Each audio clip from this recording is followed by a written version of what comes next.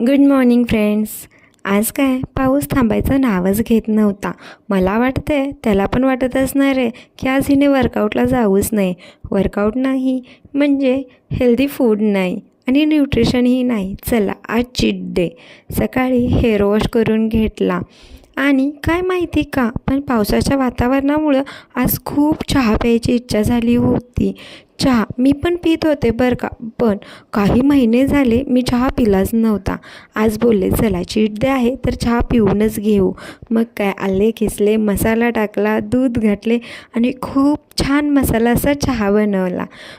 तो पण पावसाचा आस्वाद घेत चहा पिला.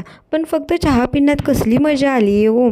मग काय खाली बिस्किट सगळा राडा करून ठेवला चहाचा आणि तो खाऊन घेतला. खाकरा पण होता. चीट डे आहे म्हटल्यावरती चला तो पण खायचाच आज. मग काय खाकरा पण खाल्ला. मॉम आज घरीच होती कारण तिला सुट्टी होती. मग काय फुल डे दोघीजणी फक्त टी व्ही आणि टी व्हीच.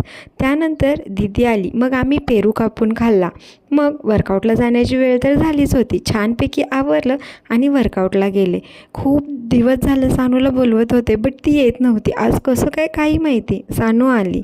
मग वर्कआउट राहिला बाजूला आणि आम्ही डान्सच करत बसलो. त्यानंतर मी वर्कआउट केला आणि घरी आले. Good night.